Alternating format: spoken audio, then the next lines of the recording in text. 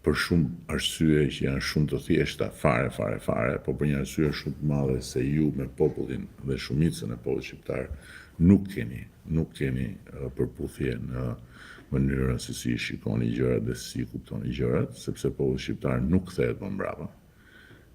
Kjo është shumë e thjeshtë. Dhe prisni, duroni 30 ditë.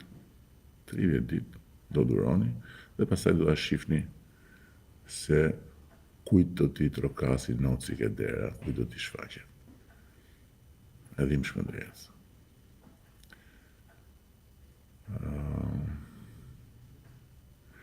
Edi, ekonomia zero, çfarë prodhon Shqipëria, asgjë, 0. Po mirë mos si shpjegohet kjo që 0 dhe ndërkohë prodhimi i përgjithshëm kombëtar është 2,5 më i lartë. 0 dhe ndërkohë numri i kompanive që operojnë në Shqipëri është më i lartë. 0 dhe ndërkohë volumi i pagave që paguhen në Shqipëri është shumë më i lartë. 0 dhe eksportet janë shumë më lartë. 0 dhe të ardhurat për frym janë thuajse trefishuar nga koha kur ne morëm detyrë. Si shpjegohen këto? Çfarë them? Çfarë të them? Si bëhet? I bëhet që nuk shef ai që ka sy, shef ai që do të shohë.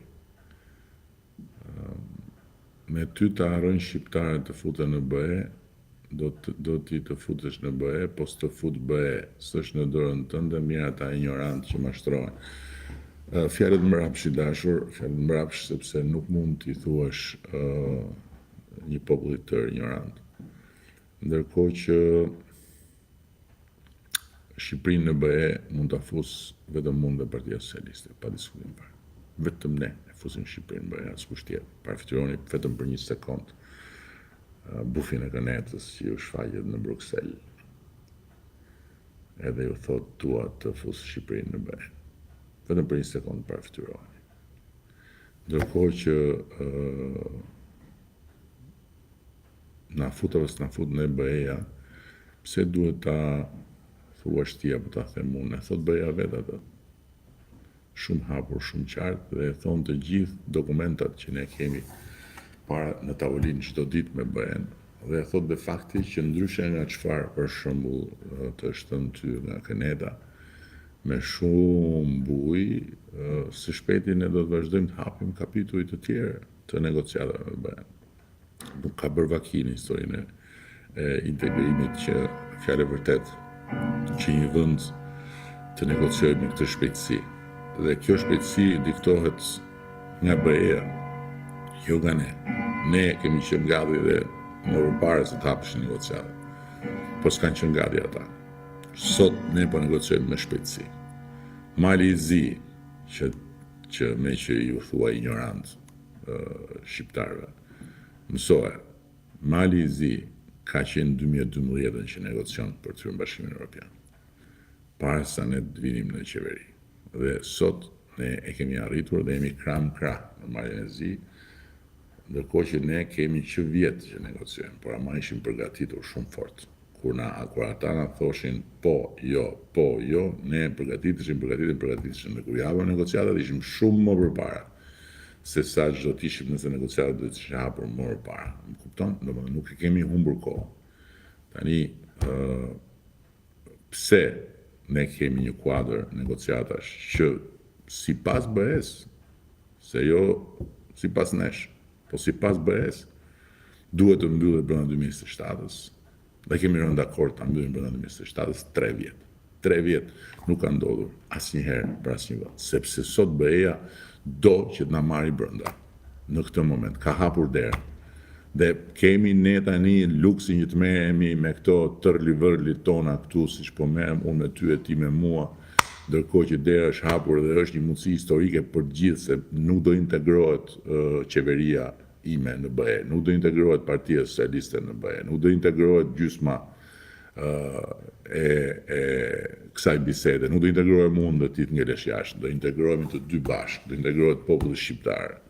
Dhe do të thotë që të gjitha ato përfitime që vijnë nga ky bashkim me familjen e madhe europiane, duke filluar nga siguria e shef, që bëhet në përbot apo se shef, e ndjek botën e qik, apo e ke mendjen ke sherifi, do të vi sherifi, do të vi sherifi të shpëtoj ty.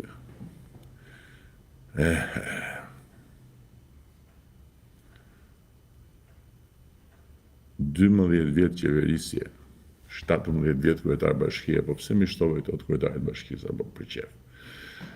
Ke zero arritje në politikë të jashtme, zero investime tuaj në Shqipëri, zero rritje standardet mirëqenieve. S'ke asnjë argument, sepse qytetarët duhet votojnë ty. Je i zhytur në batak, dhe po shgryesh, në veri, Kol Haxhia. Tani, kanë arsye ose kanë arsye shqiptarët për 30 ditë shqiptarët do flasin vetë, Koli. Ndërkohë që të më thuesh 0000, duhet të më shpjegosh pastaj, po mirë si shpjegohet që është rritur prodhimi i përgjithshëm kombëtar nga më pak se 10 miliard euro në thuajse 25 miliard euro. Këtë duhet më shpjegosh. Nëse është 000, nëse është 000, si shpjegohet që Shqipëria vetëm gjatë kësaj periudhe ka drejtuar OSBE-n dhe është ulur në Këshillin e Sigurimit nëse është 000, megjithatë për politikën e jashtme. Nëse është 00, si shpjegohet që për herë të parë, e pa imagjinueshme, ka ardhur në Shqipëri i gjithë Bashkimi Evropian. Po jo vetëm kaq. Po do të vinë në Shqipëri në 16 maj, në 16 maj që vjen tani, i gjithë komuniteti politik evropian këtu në Shqipëri. Si shpjegohet nëse është 0000? Nëse është 0000, si shpjegohen 12 milion turistë? 12 milion turistë. Është vendi me rritjen më të madhe të turizmit. Rritjen më të madhe relative të turizmit. Si shpjegohen 11 milion pasagjerë në aeroportin e Tiranës nëse është 0000? Në këtë vend ku turizmi ishte vetëm frym patriotike dhe lavdi Zotit vinin shqiptarët dhe shqiptarët nga Kosova dhe Maqedonia që e mbanin gjallë turizmin, se këtu të huajt që vinin për turizëm numëroheshin me gishtat e dorës dhe pastaj e vetmja gjë që bënin ishte që flisin keq kur iknin nga Shqipëria për plerat dhe për llumin që ishte këtu. Po si ka mundësi 0000, Si shpjegohet kjo 0000? Kjo 0000 në fakt është 0000 shanset që ka Këneta që të bindi shumicën që nuk është Kënet. Dhe prandaj vetëm hum. Ky është dhe unë nuk kuptoj, unë e kuptoj që pse ata që janë në krye të punëve të Kënetës, pse bufi i Kënetës meritojnë të humbin. Unë nuk kuptoj pse meriton ti të humbësh. Pse duhet të rish ti atje? Pse duhet të rish ti atje dhe të bësh qesharak? Edhe të jesh symbol. Pse një shqiptar i zakonshëm duhet të rri në një pozitë qesharake? Edhe të mbylli syt, edhe mos shikoj gjërat që duken. Natyrisht unë s'po them që ti që të mos jesh qesharak duhet të biesh dakord me mua. Absolutisht. Por ama, nuk mund të luftosh me faktet. Faktet janë faktet. Mund të ishin gjërat shumë më mirë, dikush tjetër mund të ishte bërë shumë më bukur. Patjetër, teorikisht mundet, po kush është këtu që mund t'i bëjë gjërat më mirë? Cili më trego, kush bufi Kënetës? Apo kush? Apo ato moçalishtet e reja që janë krijuar rreth rrugës Kënetës, që flasin me një gjuhë, që bëjnë të njëjtat lloje zotimesh, që kanë të njëjtat praktika, të njëjtat metoda, mlef. Kush? Nuk ka. Kështu që mos e ke mundësinë që të mos bëhesh qesharak.